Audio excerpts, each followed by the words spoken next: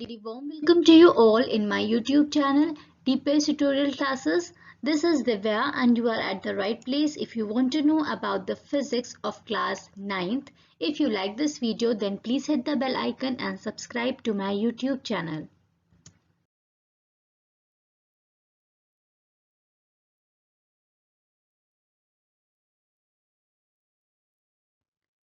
Class 9th का जो हमने अभी तक फर्स्ट चैप्टर स्टडी किया है दैट वाज मोशन और लास्ट की क्लासेस में हमारा फर्स्ट चैप्टर एंड अप हो गया था।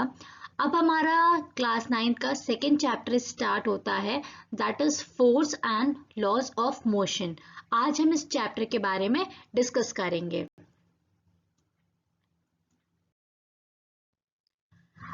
चैप्टर स्टार्ट करने से पहले एक छोटा सा ओवरव्यू ले लेते हैं कि बेसिकली कौन कौन से टॉपिक्स है जो हम इस चैप्टर के अंडर में स्टडी करेंगे।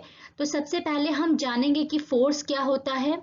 फोर्स जानने के बाद हम लोग बैलेंस्ड और अनबैलेंस्ड फोर्सेस के बारे में जानेंगे। उसके पहले हम लोग इफेक्ट्स ऑफ फोर्सेस के बारे में स्टडी करेंगे। जो आज का हमारा लेसन है उसमें हम बेसिकली फोर्स और फोर्सेस के क्या क्या इफेक्ट होते हैं। अगर फोर्स पहले हम जानेंगे फोर्स होता क्या है और फोर्स की वजह से क्या क्या इफेक्ट्स होते हैं उनके बारे में हम स्टडी करेंगे।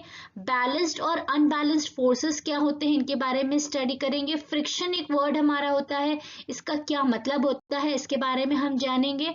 गैलीलियोस ने कौन सा एक्सपेरिमेंट परफॉर्म किया था उसके बारे में हम स्टडी करेंगे।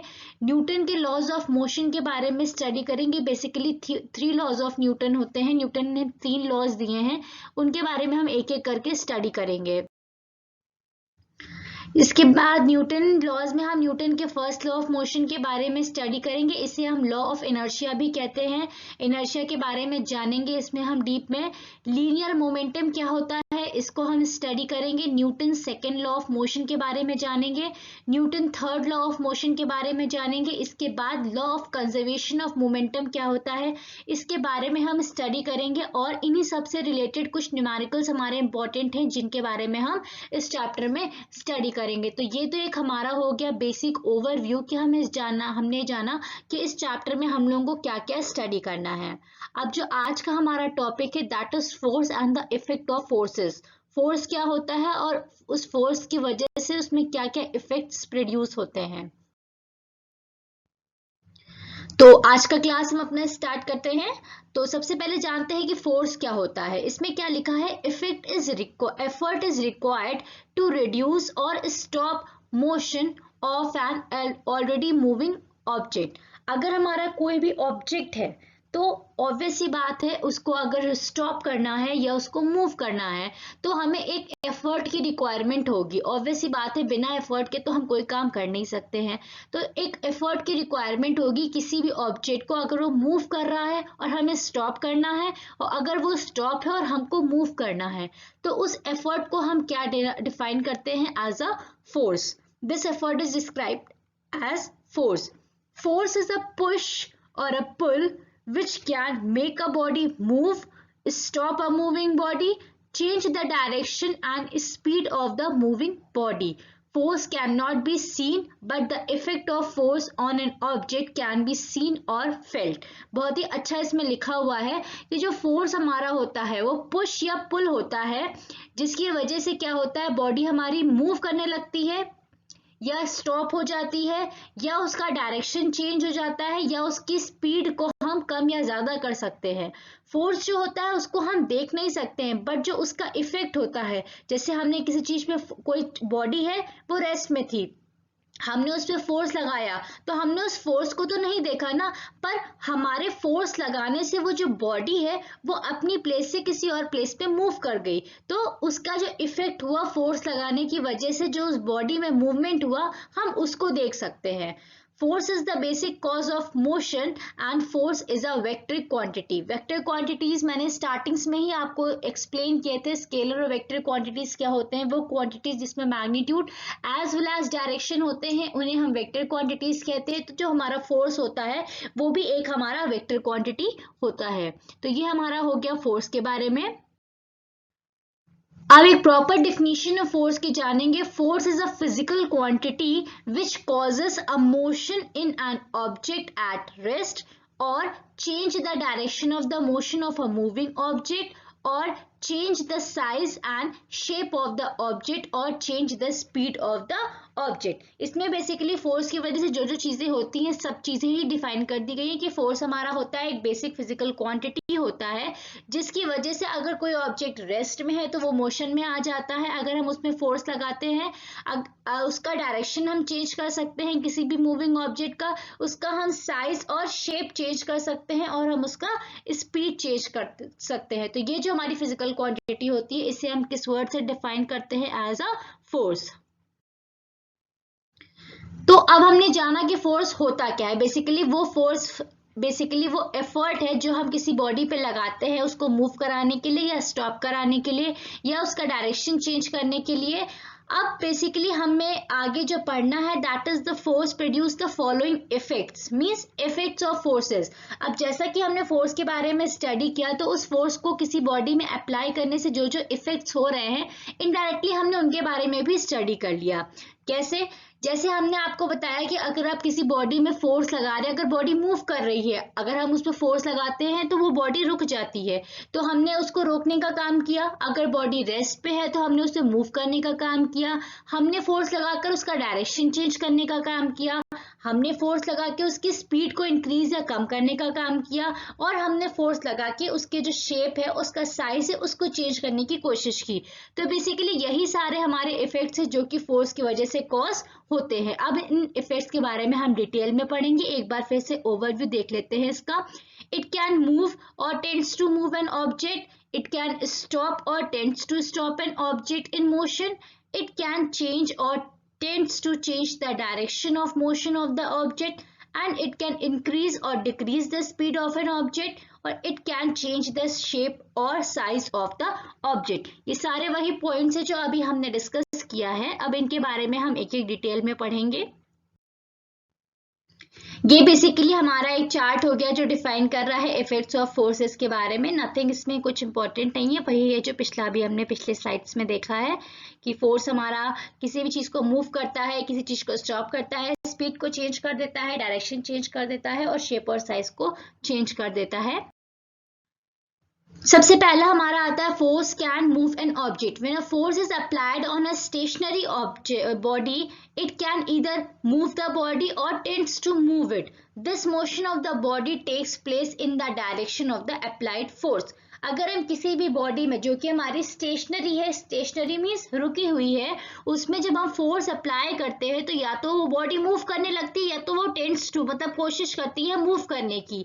और इसी का जो मोशन हमारा होता है एक ये हमारा उसी डायरेक्शन में मतलब मूव करती है बॉडी जिस डायरेक्शन में हमारा फोर्स अप्लाई किया जा रहा हो। Suppose when a football is kicked it is set in motion. जब फुटबॉल को किक किया जाता है तो वो मोशन में आ जाती है।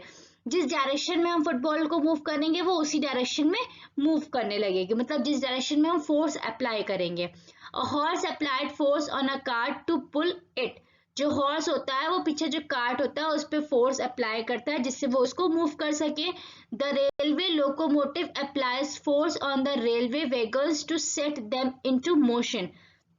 मतलब जो रेलवे में जो हम लोग पर्सन बैठा होता है जो कि मतलब रेल की जो गाड़ी होती है उसको ऑपरेट कर रहा होता है, उसमें जो वैगन्स होते हैं मतलब नीचे ब्रेक्स वगैरह होते हैं, एक ब्रेक वाला पार्ट होता है, वैगन्स वाला पार्ट होता है, जिसपे जब वो फोर्स अप्लाई करता है तो जो हमारी रेलवे की मतलब रेलवे है हमारी जो गाड़ी है वो हमारी मूव करने लगती है, मोशन में आ जाती है। तो ये हमारे सारे एग्जाम्पल्स हो गए कि हम जब फोर्स अप्लाई करते हैं किसी भी चीज में, किसी भी स्टेशनरी ऑब्जेक्ट में, तो वो हमारी मोशन में आ जाती है।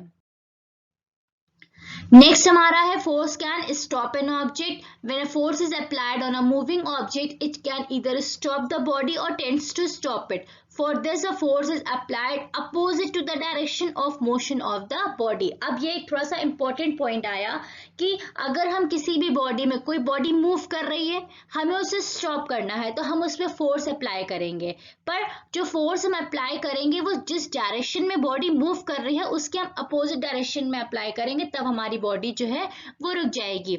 when a football is in motion has to be stopped, a force is applied opposite to the direction of the motion of the football. Means जिस डायरेक्शन में फुटबॉल मूव कर रही है उसके अपोजिट डायरेक्शन में हम फोर्स अप्लाई करेंगे तो वो जो बॉल है वो रुक जाएगी। और जो रेलवे लोकोमोटिव्स वाले होते हैं उनको वो ब्रेक अप्लाई करते हैं, तब जो हमारी रेलवे मतलब जो रेल की गाड़ियां हैं वो हमारी क्या करती हैं, स्टॉप कर जाती हैं।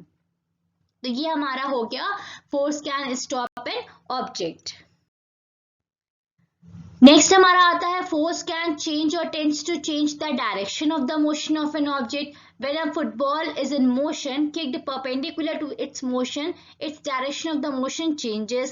A cricketer applies a tangential force to change the direction of the cricket ball. अब ये तो मैंने आपको अभी बताया ही था कि अगर हम किसी भी डायरेक्शन में फोर्स अप्लाई कर रहे हैं तो उसका जो डायरेक्शन ऑफ मोशन होता है ऑब्जेक्ट का वो चेंज हो जाता है।